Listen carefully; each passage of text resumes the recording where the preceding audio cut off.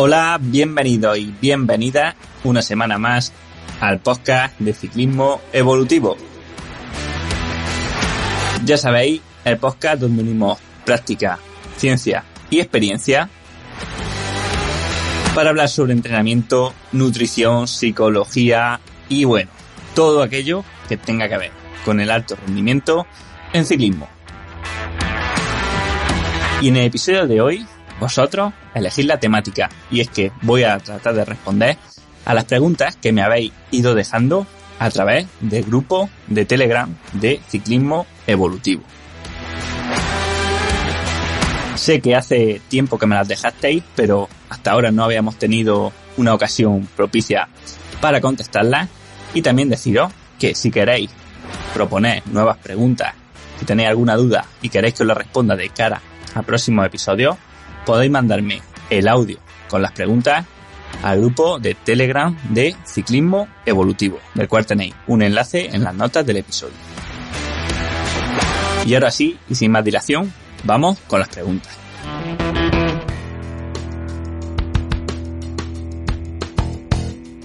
Hola Manu, pues gracias por responder a estas preguntas. Mi pregunta iría sobre una lesión, sobre una condropatía rotuliana y cómo tratarla o cómo llevarla con la práctica de la bicicleta. Hubo un tiempo que me iba bien porque tenía las piernas digamos fuertes y prácticamente no me enteraba, pero así de repente, no sé si ha sido al aumentar kilometraje, pero se me ha reproducido y prácticamente no puedo ir con la bici. A ver si tienes alguna idea o algo que pueda hacer. Gracias, un saludo. Hola Fran, pues muchas gracias por tu pregunta y lo primero, mucho ánimo con la recuperación. A ver, lo primero que tenemos que saber de la condromalacia rotuliana, de la condropatía, aparte de que hay varios niveles y no todos los niveles son igual de preocupantes, es que en general no tiene por qué impedir la práctica deportiva. De hecho, a mí también me diagnosticaron condropatía rotuliana hace 3 o 4 años y con una serie de cuidados y de precauciones, de momento no he tenido problemas más allá de algunos días. Al final la condropatía es una cosa, o esta pregunta que me hace es más una pregunta hacia un fisioterapeuta que hacia un entrenador, ya que depende mucho más de tus descompensaciones musculares, de tu flexibilidad, de tu patrón de pedaleo, de tu biomecánica postural, tanto en la bici como fuera de la bici, de la forma en que apoyas el pie o de tus limitaciones en el movimiento de la cadera, por ejemplo, ¿vale? Que de cómo entrenes en la bici. Por supuesto, en la bici, o lo que yo te puedo decir desde mi punto, o sea, de lo que a mí me concierne en cuanto a entrenador de resistencia, es que primero disminuyas mucho las cargas hasta que dejes de sentir ese dolor o ese engatillamiento de la rodilla que imagino que te aparece pues cuando entrenas fuerte o cuando entrenas largo o largamente, ¿vale? Al principio tienes que ajustar el entrenamiento a lo que vayas pudiendo hacer en cada momento, teniendo como guía al dolor. O sea, el dolor en la rodilla va a ser el que te diga cuánto puedes entrenar cada día. Así que en el tratamiento agudo te recomiendo que bajes las cargas y sobre todo que trabajes con un fisioterapeuta y o con un readaptador también para trabajar en fortalecer aquellas limitaciones o aquellas descompensaciones que te causan, que son la causa principal, ¿no? O la inicial de esta condropatía, que casi o muchas veces no va a ser la posición en la bici, sino, por ejemplo, el caso más común es una inhibición del patrón de activación de los glúteos, ¿vale? Digamos que, por simplificarlo mucho, nuestros glúteos no trabajan como deberían, muchas veces por atrofia, por estar tanto tiempo sentados, por tenerlos inhibidos en posición sentada, o sea, por utilizarlos como cojín, y el trabajo que harían los glúteos, este trabajo de extensión de cadera y de aducción de la rodilla, lo acaba haciendo, por ejemplo, el tensor de la fascia lata o el isquiotibial, que lo que genera es que haya una torsión, un desalineamiento entre el fémur, la rótula y la tibia. Este desalineamiento, ¿vale? Esta pérdida de la linealidad entre, digámoslo así, pantorrilla, rodilla, ¿vale? Rótula, y muslo, fémur, es el causante de que aparezca este roce y aparezca esta degeneración del cartílago que conocemos como condropatía. Una vez que alivies el dolor y que trabajes en minimizar las causas, ¿vale? O solucionar totalmente las causas que te provocan esta condropatía, es cuando debes empezar a meter trabajo de resistencia de forma muy progresiva, avanzando muy poco a poco, semana a semana, no aumentando las cargas más de un 5% entre una semana y otra, dejando días de recuperación. Por ejemplo, para la condropatía, lo que vemos que funciona bastante bien es, aparte de hacer descansos periódicos, hacer rutas donde no hagamos series demasiado largas, donde no tengamos que estar demasiado tiempo seguido pedaleando, porque esto nos carga demasiado a nivel articular. Entonces suele ser mejor realizar entrenamientos donde podamos parar de pedalear de vez en cuando, donde tengamos cambios de ritmo, etcétera. Conforme te vayas curando, vayas solucionando las descompensaciones o los desalineamientos y te vayas fortaleciendo, no tendrás problema en volver a entrenar como normalmente. Pero siempre tienes que tener en cuenta que en cuanto te vuelvas a descompensar, volverá el dolor. Por eso siempre vamos a tener que tener en mente los ejercicios de funcionalidad, los ejercicios de compensación, los ejercicios de activación o inactivación de ciertos músculos en función, ¿vale? Porque aquí no hay recetas, en función de lo que diga el fisio o el redactador, que es lo que necesitas. Como te digo, en mi caso, por ejemplo, era realizar más trabajo de glúteo y relajar más la fascia lata, pero quizás en tu caso o en el de otra persona puede ser algo totalmente diferente. Lo importante es que te revisen bien, que te pongan tus ejercicios, tu tratamiento y una vez que ya dejes de tener dolor, puedas empezar a entrenar otra vez de forma progresiva. Hola Manu, gracias por responder estas preguntas y excelente el podcast. Mi pregunta va referida a cómo encarar una carrera, por ejemplo, como la Cape Epic, donde son 8 etapas con más de 600 kilómetros y 16.000 metros de altimetría. Uno conociendo sus vatios y conociendo los entrenamientos que hace, a qué vatio normalizado debería encarar una carrera de tan larga duración, que no falte potencia para el otro día, pero que tampoco haya regalado nada. Muchas gracias.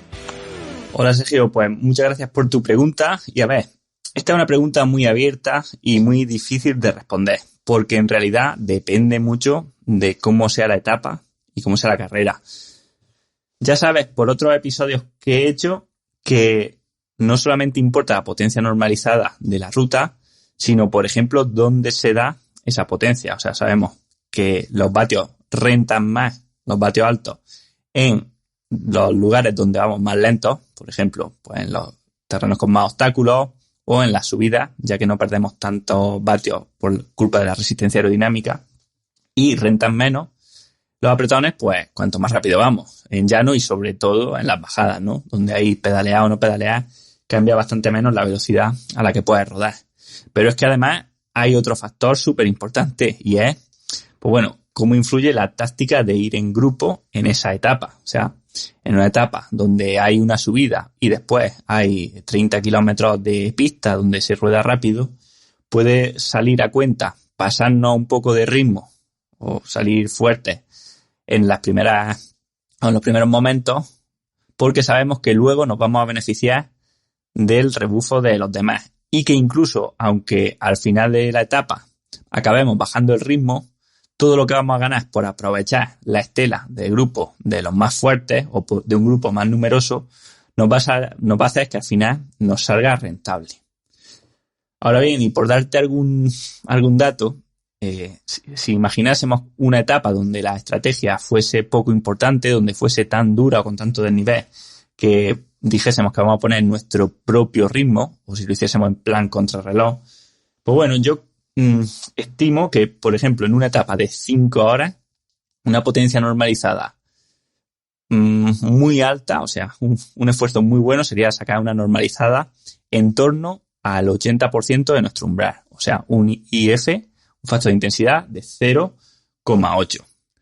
A muchos puede parecer que sea alto y que en 5 horas no sois capaces de mantener una potencia del 80% e incluso un poco más de vuestro FTP. Sin embargo, tenéis que tener en cuenta también que la potencia normalizada no es igual a la potencia media y que partiendo de la base de que sabemos que seguramente en 5 horas no vais a ser capaces de mantener un 80% de vuestro factor de intensidad, a no ser que seáis o muy diésel o ciclistas profesionales, en potencia normalizada probablemente sí que podamos hacerlo. Más cuanto más quebrado sea el recorrido. Y es que sabemos que la potencia normalizada tiene muy en cuenta los cambios de ritmo y que en base a esfuerzos más cortos somos capaces de sacar en muchas ocasiones potencias normalizadas que son más altas que la potencia media que hubiésemos sido capaces de sacar en un test de esa duración. Por tanto, nos podemos mover ahí, en torno a un 0,8 como regla general de IF en 5 horas. En etapas más cortas, pues podemos sacar un poco más. En etapas más largas, un poco menos. Pero bueno, como regla general, eso, y es creo lo más que te puedo decir sin conocer tu caso y con la pregunta que, bueno, es un poco abierta. Buenas, Manu. Pues felicidades por el podcast y por compartir todos tus conocimientos. Y mi pregunta tiene que ver con las series cortas tipo 30-30 y quería ver si nos podías explicar a nivel de adaptaciones cuáles son las diferencias entre acortar el tiempo de recuperación entre series o hacerlo a un poquito más de vatios respecto a añadir más intervalos a la serie, y cuál es la diferencia entre estas dos técnicas, digamos. Hola Rubén, bueno pues muchas gracias por tu pregunta, interesante desde luego. Y bueno, vamos a empezar diciendo que estas series de microintervalos de on-off, que típicamente pueden ser, ¿no?, 30 segundos on, 30 segundos off, aunque podemos hacer variantes de 20 on, 40 off, o de 40 on, 20 off, un minuto on, un minuto off, etcétera. Son trabajos donde podemos programar una dosis de intensidad diferente. O sea, podemos programarlas para que la percepción de esfuerzo del deportista esperada sea un 7, un 8, un 9 o un 10 sobre 10. Entonces, para normalizar la cosa y porque va a ser lo más común, vamos a pensar que las hacemos pues para ponerlas cerca del límite máximo del deportista, ¿no? Con una percepción de esfuerzo de 9 o 10. Entonces, en ese caso, lo que también tenemos que tener en cuenta es que las dos opciones son contrapuestas. O sea, si aumentamos la potencia a la que realizamos cada microintervalo o si disminuimos el tiempo de recuperación, así como si aumentásemos el tiempo de trabajo, seríamos capaces de realizar un número total de intervalos más bajo. Y si aumentamos el tiempo de trabajo o el número de intervalos, tenemos, por consiguiente, que reducir la potencia a la que hacemos los intervalos. Entonces, ¿cuál es la principal diferencia entre estos dos tipos de trabajo? Bueno, pues que cuando lo hacemos buscando más hacer una potencia más alta con tiempos de recuperación más amplios o con menos repeticiones, lo que hacemos es meter mucho más estímulo en lo que conocemos comúnmente como capacidad anaeróbica, que también podemos llamar capacidad glucolítica, acidosis, etcétera. O sea, me da igual el término que utilicemos y ya sabemos que muchas veces con la fisiología nos ponemos muy puntillosos, pero digamos que vamos a poner mucho más estímulo en lo que sería la fuerza específica y esta capacidad de realizar esfuerzos muy intensos en periodos cortos de tiempo. Mientras que cuando hacemos los intervalos más largos o hacemos mayor número de intervalos, estos entrenamientos, aunque sean de microintervalos, se asemejan mucho más, y de hecho su estímulo es mucho más potente, en las potencias relacionadas con el consumo máximo de oxígeno, ¿vale? De hecho, por ejemplo, un entrenamiento famoso, como sería la serie de 40-20, o 40 minutos, o sea, 40 segundos on, 20 segundos off, ¿vale? Repetido, por ejemplo, en 3 bloques de 10 minutos, sería un entrenamiento mucho más de consumo de oxígeno que de capacidad anaeróbica. Pese a que las series sean de solo 40 segundos, en realidad que los descansos sean tan cortos, hacen que el metabolismo aeróbico sea el más solicitado en estos tipos de trabajo. La verdad que en este tema nos podríamos extender muchísimo, ya que podríamos jugar tanto con la duración de las series, el tiempo de las recuperaciones, la potencia, a qué intensidad marcarla o cómo determinar a qué intensidad, a cuántos vatios debemos hacer las partes on y a cuántos vatios las partes off, número de bloques, de repeticiones, días por semana. Y todo esto lo tratamos en el curso de diseño de intervalos que tenemos en ciclismoevolutivo.com. Así que si queréis profundizar mucho más sobre esto y ver pues cómo podemos prescribir los intervalos para conseguir lo que queremos conseguir, qué tipo de intervalos tenemos, en qué se diferencian, cómo elegir o cómo adecuar los ritmos a lo que necesitamos, etcétera, lo vais a tener dentro. Echadle un vistazo por lo menos a las reseñas, porque tenemos ya 51 reseñas de alumnos con una puntuación media, tachán, de 4,9 estrellas sobre 5. Buenas, Manu. Te lo he hecho por escrito, pero te lo dejo en audio. Quería saber si te parece bien que en un mismo día se hagan las arrancadas típicas estas que tú tienes de 8 segundos, casi en parado, y también hacer series de torque, así en lo que es la base. Gracias, Quique. Pues qué buena pregunta. Y te contesto, en mi opinión, no es lo ideal. ¿Vale? Eso no quiere decir que en algún caso, si no te queda más remedio que meter los dos trabajos en la misma sesión, no pueda tener sentido, pero en principio ya te digo que no es lo ideal por una serie de puntos que te voy a poner a continuación.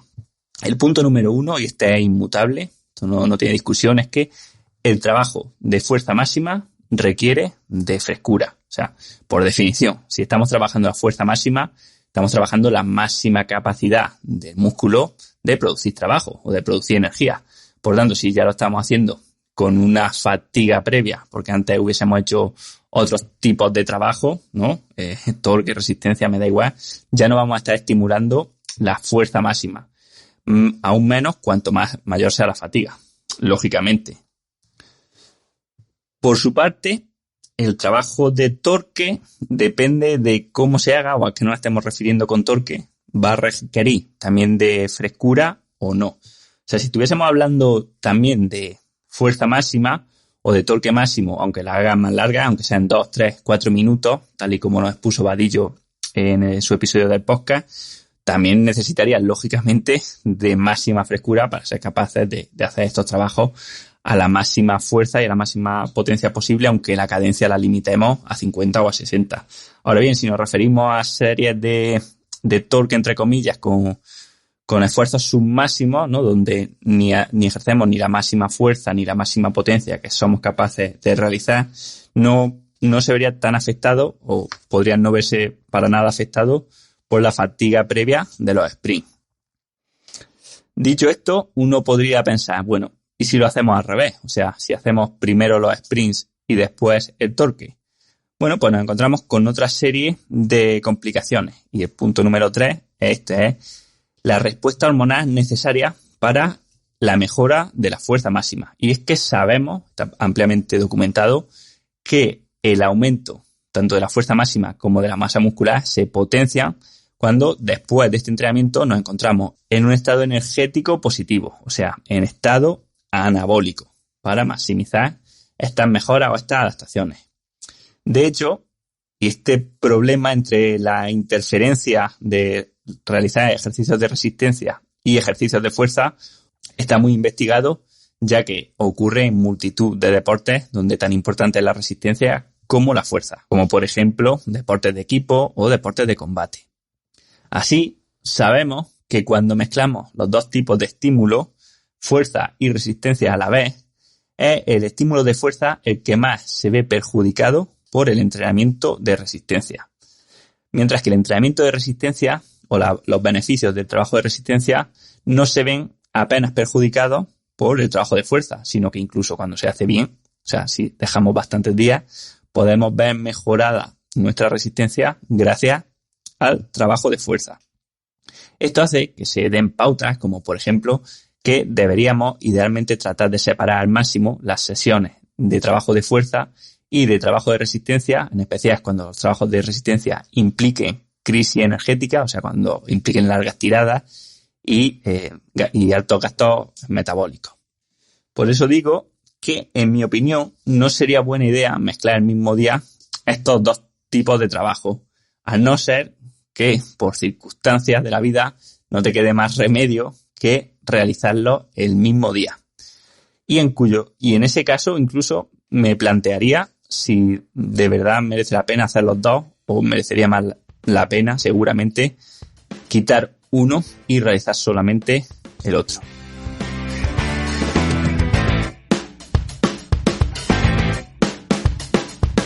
Buenas tardes, Manu. Soy David. ¿Cómo ves hacer un ciclo de cetosis de un mes antes en la pretemporada, antes de iniciar en el periodo de base? Venga, un saludo, cuídate.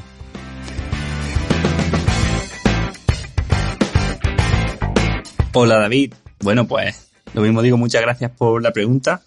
Y a ver, en principio no veo mayor problema en hacer ese mes de cetosis. Ahora, como me preguntas también qué me parece, lo primero que te preguntaría yo a ti es ¿por qué lo haces? ¿No? O sea, ¿qué quieres conseguir con ello? Si lo haces por pérdida de peso, si lo haces simplemente porque quieres generar una adaptación al consumo de cuerpos cetónicos, porque llevas todo el año con dieta alta en hidratos de carbono, si lo haces por algún otro motivo, ¿no? Entonces, en función de por qué lo hagas, también deberíamos ver si es realista lo que quieres conseguir.